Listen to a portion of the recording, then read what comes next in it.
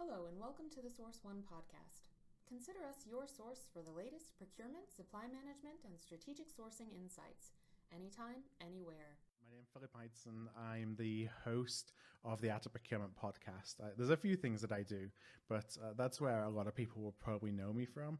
I'm a long-time procurement practitioner. I've worked in the company side, like the practitioner side, for probably 12 or 13 years among a number of different companies, from Ford to Pfizer, Chiquita. I've been in financial services. So I've really, touched most of the procurement value chain. And then I moved into the service provision side, providing procurement outsourcing services.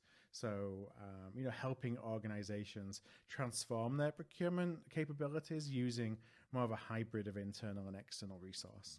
And so in terms of the white paper and my role in the white paper, I really wrote a piece about mindset, because I just think that it's something we often don't really think about, is the importance of how we actually approach change and how we approach a change in capabilities, an evolution in the capabilities of the procurement team, and some of the assumptions that we make going in and as we go through the process. So that was really the piece that I wrote for the white paper. Well, thank you for that introduction. So on the art of procurement, you tend to start off every interview by asking your guests how they got into procurement and supply chain. I want to ask kind of a similar question, more on the topic of procurement transformation. When did you first come across that term, and how did people respond to the term at that time? It's a really good question, because I've been involved in what I would call transformations, or transformations as we know them today, but at the time we would just call them like an organizational change or an org redesign or something. It wasn't actually, didn't have this terminology of procurement transformation associated with it. So I would say the first time I really came across it would be probably 10 years or so ago, with a company who I joined to help them transform their procurement capabilities, and they'd outsourced a lot of their strategic procurement, so the sourcing and category management as part of that, and it wasn't necessarily going the way that they'd hoped. So I came in to help them steer the course, steer the ship back on course. And so I'd say it's really the last 10 years I've heard about it, and now you can't kind of move for it.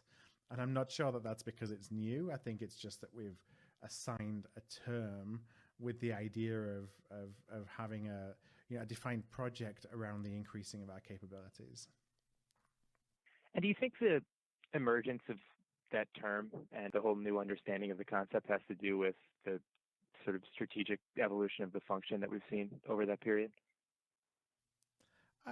I'm not sure. Maybe it goes with the desire to evolve strategically and to assign it's almost like we weren't strategic before. We're going to do this thing called procurement transformation, and at the end of it, out pops a strategic procurement function with lots of new capabilities. So I do think that it's, as I reflect, it's probably coined to easily package the process that goes into upskilling the capabilities of an organization. And it's probably something that can then be built, an ROI around from an investment perspective of going on that journey. And sort of returning to the topic of mindset that you discussed in your contribution, how would you characterize the mindset of your average procurement department as they're kind of developing the early plans for a transformative initiative? Yeah, and to be honest, I don't necessarily want to generalize and to assume that everybody feels the same way or thinks in the same way. But just from my experience, the transformations that I've been involved in, there's a couple of things really. One is that a lot of organizations tend to approach a transformation with the idea that everything that happened before and everybody associated with what happened before is bad. And therefore, everything that goes in terms of a transformation needs to be something that's new, and that may mean new process, new policy, new tools, new leadership, new structure, new sourcing teams, category teams. And I think sometimes we miss that a lot of times teams haven't necessarily been as successful as what we would like them to be. That's the reason that we're trying to transform, because they didn't necessarily have the right environment within which to do their job, or the right information with which to work with, or the right support, the right encouragement, the creation of a safe space for them to experiment and fail within. A lot of those things contribute to whether a team is able to be successful or not necessarily just taking out one team and bringing in a new team. So I think that's really important. I think another thing is that we tend to think of procurement transformation as transforming procurement's capabilities, whereas I really like to think about it as how can we help our stakeholders, our businesses that we support, transform their capabilities through new ways that they can work with procurement. So thinking about it from a user or a consumer or a stakeholder, whatever word we want to use for those that we seek to serve, but thinking about it from their perspective of how we can help them, as opposed to how can we just help procurement be an organization that saves more money, let's just say. We make it about ourselves rather than about those that we seek to serve. Mm-hmm. And I would imagine that the perception that these initiatives serve procurement and procurement alone probably keeps a lot of them from getting off the ground. Would you agree? I think so. I think it makes it harder, because a lot of, again, in my experience, a lot of procurement transformations that I've supported or led or being involved with, when you start talking to stakeholders about it, there's often the rolling of the eyes and thinking, okay, not again. We've heard this before. We've been told that things are going to be different again. And I think that speaks to, because it's always been done in silos or in isolation. It's all about, we're going to go from what we think is a 3 out of 10 on some maturity scale to a 6 out of 10 or an 8 out of 10 or whatever it may be, but it's done within the confines of what procurement should look like rather than the business. So I do think that inhibits the success and the sustainability of a transformation, which I think is really important. Once the big bang of the transformation has occurred and we're back to business as usual, there's things that you can do along the way to increase the chances of sustainability, that it's something that can be continued and that doesn't kind of just drop by the wayside when the focus has been dropped. How would you advise procurement to ensure that focus isn't dropped, that transformation survives after a capital T transformation has been carried out? How do they go about making the desire to continue transforming something that everyone feels? Yeah, I think there's a couple of things that come to mind, and both of them are pretty tactical, and this isn't to say that they're the only things. One of them is that I think is very important is governance, and specifically executive governance. So what I mean by that is, at a leadership level within a procurement group, how often are we actually engaging with the leaders around us, those that we are serving and those that are often the ones paying our bills as a procurement group, to make sure that what we do is aligned with their direction? Because a lot of time we start in one place and then we kind of go off on different paths, where procurement goes, where the business goes, and that's often what leads to the gap, and why transformation seems like it recurs, every 3 years, there's a need for a new transformation. So I think the role of an executive governance structure is really, really important in being able to make sure that we're on track and that we're delivering to what folks need. So another question I had, and this one might be somewhat difficult to speak to without getting too much into generalities, but would you say that a procurement transformation is more likely to fail because the mindset of the organization is that they're thinking too small, or is it more likely to fail because they're thinking too big? They're thinking of transformation as a complete overhaul. That's a good question. I think that procurement, the word transformation can be scary. And so I think what sometimes inhibits a transformation is that we do make it this big bang. I think you mentioned it's hard to kind of generalize, because I would really want to take a look at the culture within each organization before a transformation, and also whether they've attempted transformations before. If they've attempted transformations before, and this is kind of the next iteration, I think that by labeling it transformation does actually inhibit the ability to be successful versus it being an evolution or a continuous improvement. because then it isn't just seen as, okay, we tried, we failed, we're going to try a different way. Maybe we failed again, or it didn't give us what we want, so we're going to try again another way, and make it more of a journey. I do think that's important. But I also think that we sometimes do think a little bit too small in terms of the potential. It opens up the potential that a procurement group can take. So there is that part where I think we need to think more broadly in terms of the potential that we have to support our organizations from a vision perspective. But also it's those that have tried transformation before, be really careful how you label it and label what you're doing, because that, I think, impacts the ability to get people on board. And how would you advise procurement departments to go about the process of assessing their mindset and developing the right mindset for procurement transformation? What does the process of taking stock, for lack of a better word, look like? I think, first of all, it starts with, where do you want to go? Because as you start a procurement transformation, everybody or every organization may have a different vision of what they want to achieve. You've already assessed where you are, perhaps where some gaps are, where you want to go, and you're starting to build a roadmap. So I think that plays a role. But I think the other thing I would advise is that when you start to look at capability assessments, for example, of existing team members or of particular roles where there may be gaps that you want to fill, think about not just how the team members are, how they've been using, the tools that are available to them today, because that's often used as a sign of, well, do they have the ability to step forward and to play in a world where there's a lot more opportunity, but also a lot more expectations of them. But do they have that kind of capacity to think in a different way? How are they challenging problems? How are they building relationships with stakeholders? Because a lot of it's about that kind of emotional capacity, I would say, that perhaps they haven't had the opportunity to use in their current role. I would really think about how can you identify perhaps where there's a gap of what they've been doing and what their potential is from an emotional and IQ, a real skills or a soft skills perspective that they haven't been doing just because they haven't had the opportunity to do so far. Rather than just looking at it on face value and saying, hey, I think that they haven't demonstrated these skills today, so they don't have the ability to demonstrate those tomorrow. And does this process of the capability assessment, does it ever go on too long? Do people ever, and maybe the word transformation contributes to that, you get sort of paralyzed by, how do we prepare for something this massive?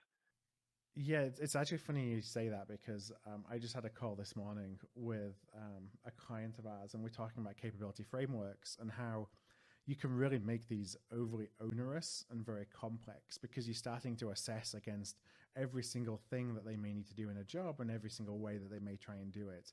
So I do feel that oftentimes as we assess our teams and as we build capability frameworks for which we want our teams to actually, demonstrate the capabilities against in their job, we do make it overly complex. So I would definitely recommend for any organization, keep these things as simple as possible, so that we're not looking at every single minute part of whether somebody has a capability or not in a certain area, or that we're assigning some very detailed requirements with certain jobs that may be a little bit of a stretch to find the perfect person who can do everything. And I want to backtrack slightly and return to the, you'd mentioned in the past everything being sort of siloed and that potentially being a roadblock to transformation kind of taking hold. Not to generalize too much, but would you say that if there is a step one, it's maybe that it's opening up the communication between departments? Yeah, you need to start with, you need to have an understanding for what the organization needs, or, as a start, and maybe they don't realize everything that they need, but to make sure that that's integrated into the roadmap. Because if you don't, you're already setting yourself on a path to create something that you believe the organization wants versus what the organization actually wants. And so the result may look very different from what would have been a success. So I would absolutely recommend, the first step that I like to do in a transformation is to go and speak to the business and get an understanding for not only what they need, what their challenges are, but also what their perception of procurement is. Because that's something that internal teams don't necessarily have a good handle on. Perhaps it's just because they've never asked the question, but perhaps it's because, I think for better or worse, stakeholders within organizations are more willing to share their thoughts with people whom it's not going to impact their future relationship. And so it's easier for me as an outsider to come in and have those conversations with companies and with stakeholders and with other leaders across the group of their thoughts on procurement than it is somebody internal to go and do that.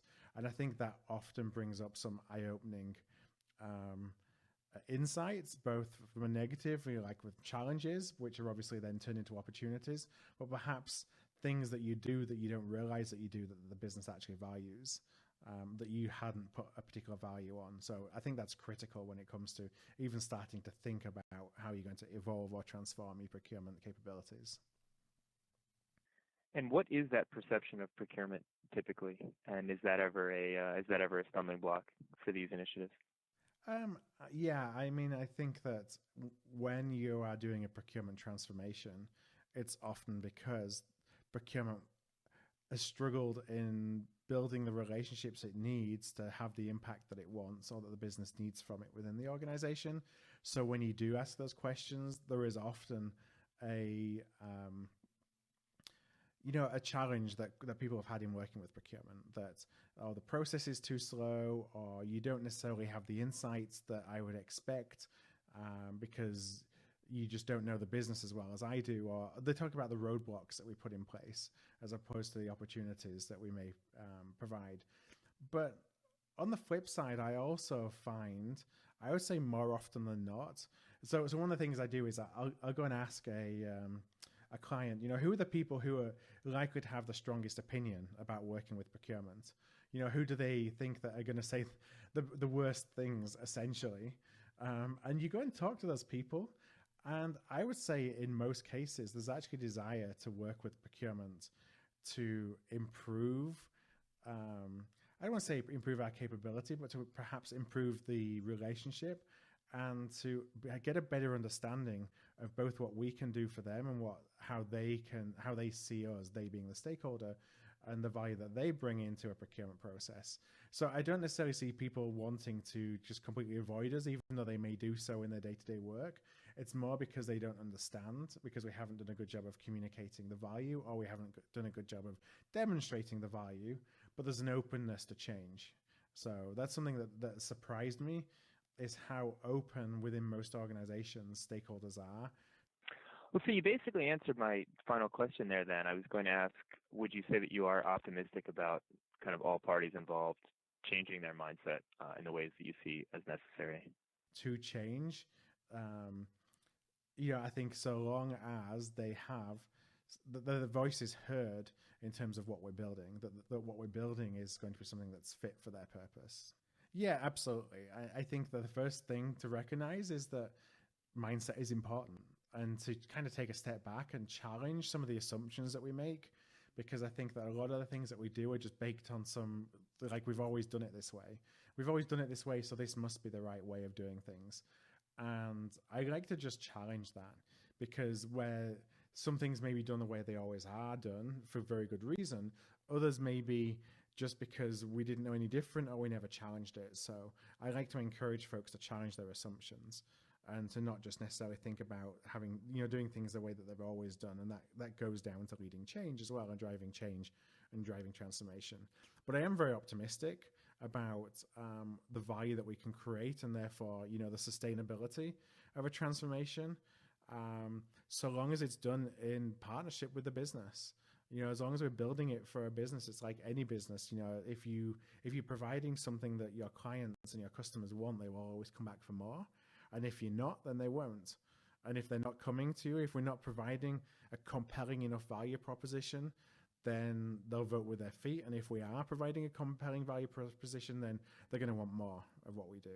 And so long as we focus on that, I think that there's a lot of opportunity for us. Great. Well, I can't think of a better note to end on than that. Thank you so much, Phil. No, it's been a pleasure, Bennett. Thank you. You've been listening to the Source One podcast. For more strategic sourcing and procurement insights every day, visit our blog, The Strategic Sorcerer. Want to provide feedback or suggest a topic for a future episode? Let us know at prrequest@sourceoneinc.com. Thanks for listening.